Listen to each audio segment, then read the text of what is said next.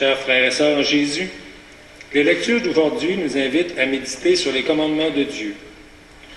Pour aider notre réflexion, chacune des trois lectures nous présente un aspect différent et complémentaire de ce qu'on appelle la loi de Dieu. Dans la première lecture, Moïse disait aux Hébreux que la récompense pour avoir observé la loi de Dieu, donc ses commandements, c'était une longue vie, le bonheur et la fécondité dans un pays ruisselant de lait et de miel. Autrement dit, Dieu veut qu'on suive sa loi et il va récompenser ceux et celles qui le font. Puis depuis la résurrection de Jésus, on comprend que la longue vie heureuse, c'est en réalité la vie éternelle au ciel avec Dieu. D'un autre côté, la deuxième lecture nous dit que nos manquements à la loi de Dieu, donc nos péchés, ont besoin d'être expiés. Ça veut dire que nos péchés nous éloignent de Dieu, d'où la nécessité de les confesser à l'occasion et de réparer l'offense qu'ils ont faite à Dieu. Avant Jésus, les grands prêtres de l'Ancien Testament offraient continuellement des animaux en sacrifice pour l'expiation des péchés. Puis ils devaient recommencer à chaque jour parce qu'il n'y a aucun sang d'animal qui a assez de valeur pour racheter ne serait-ce qu'un seul péché, même un péché véniel. Mais la lettre aux Hébreux nous rappelle que le grand prêtre des chrétiens, c'est Jésus-Christ. Puis qu'en plus d'être grand prêtre, il est aussi la victime offerte. Contrairement à celui des animaux, le sang de Jésus a une valeur infinie parce que Jésus est Dieu. C'est pourquoi il s'est offert une seule fois pour toutes, puis tous les péchés de tous les humains, de toutes les époques, ont tous été rachetés. Pendant le sacrifice, les grands prêtres hébreux aspergeaient les fidèles du sang de la victime pour les faire participer à la purification. Nous, ce qui nous fait participer au sacrifice du Christ, c'est notre baptême. Par le baptême, on a accès à la rémission des péchés. C'est ce qui nous maintient dans l'amour de Dieu. Mais qu'est-ce qui nous maintient dans l'amour de Dieu? C'est l'observance de ses commandements dans la foi au Christ, ainsi que la participation au sacrement, comme justement le sacrement de réconciliation. En nous plongeant dans le sacrifice du Fils de Dieu, le baptême fait de nous des enfants adoptifs du Père éternel, mais en même temps, on devient tous frères et sœurs les uns des autres. Parce que tous les baptisés, ceux qui s'avancent vers Dieu par le Christ, comme le disait la deuxième lecture, participent au sacrifice de Jésus. Mais on n'est pas exempté pour autant d'observer les commandements de Dieu. L'observance de la loi de Dieu, c'est en fait la meilleure façon de prouver notre appartenance au Christ, puisque lui-même, par son exemple et son enseignement, nous ont montré que c'est essentiel pour obtenir le salut.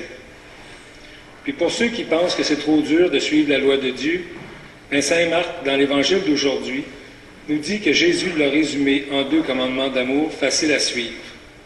Aimer Dieu et aimer son prochain. Je dis que c'est facile à suivre parce que l'amour, c'est censé être naturel chez les humains. Tout le monde recherche l'amour. Tout le monde voudrait aimer ou être aimé. Il n'y a rien de plus naturel que ça. Mais l'obstacle, c'est qu'on a tendance parfois à aimer les personnes qui nous font du bien, à détester ceux qui nous blessent et à être indifférents aux autres.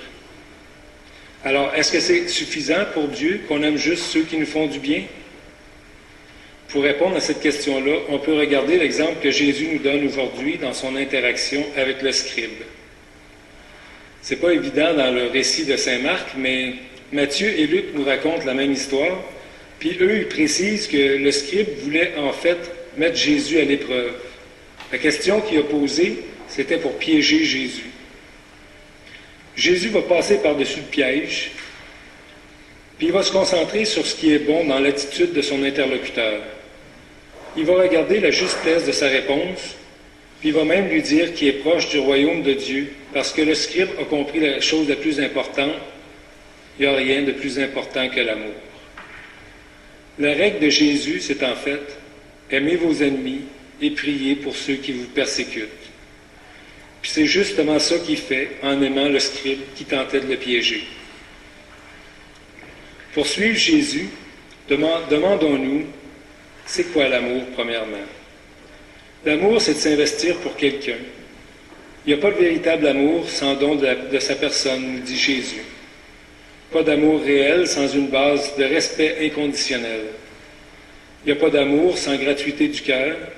Le véritable amour, nous dit encore saint Paul dans sa lettre aux Corinthiens, est patience, service, confiance, espérance et don de soi. Le véritable amour ne cherche pas son intérêt, il ne se gonfle pas d'orgueil et ne fait rien de malhonnête. Il supporte tout, espère tout. C'est exactement ça que Jésus a fait aujourd'hui avec le scribe. C'est ce qu'il a fait aussi sur la croix. Il est allé jusqu'au don de lui-même. Il a donné sa vie par amour pour nous. Jésus a suivi la loi de son Père, une loi qui consiste justement en l'amour de Dieu et en l'amour des personnes, de son prochain. En voyant ce qui est bon dans le scribe, qui tente de le piéger, Jésus arrive à l'aimer et à entrer en relation avec lui. Nous devons faire la même chose avec les personnes qu'on rencontre, même si au premier abord, ce n'est pas toujours évident. Aimer Dieu de tout notre être, ça dépend de notre relation avec lui dans la prière, dans l'assistance à la messe et dans la fréquentation des sacrements. Puis aimer notre prochain comme nous-mêmes, mais ça dépend de notre disponibilité pour le service, la miséricorde, le pardon envers ceux qui nous ont blessés. Puis comme ces deux commandements-là sont reliés, bien, plus on aime le prochain, plus on aime Dieu. Puis plus on est uni à son prochain, plus on est uni à Dieu. Et inversement, c'est la même chose aussi. Plus on aime Dieu, plus on va aimer notre prochain. Aujourd'hui, l'Évangile nous apprend que nous avons un devoir envers Dieu et un devoir envers notre prochain. Les deux commandements de l'amour sont semblables, mais l'un ne dispense pas de l'autre. Comme l'amour qu'on a pour notre conjoint, notre conjointe, et l'amour qu'on a envers nos enfants. Ce sont deux amours très différents, mais qui se complètent. Et pour avoir une famille heureuse et épanouie, les deux sont essentiels. Frères et sœurs, les lectures d'aujourd'hui sont claires. Les commandements de Dieu sont essentiels pour obtenir la récompense éternelle, mais ils ne sont pas difficiles parce qu'ils sont naturellement inscrits dans nos cœurs, puisqu'ils consistent à aimer. Aimer au point de se mettre au service des autres, et aimer au point de rendre à Dieu le culte qui lui est dû. Aujourd'hui, demandons donc au Seigneur de nous aider à aimer les autres comme lui-même a aimé le scribe, puis à aimer Dieu comme lui-même a aimé son Père. Amen.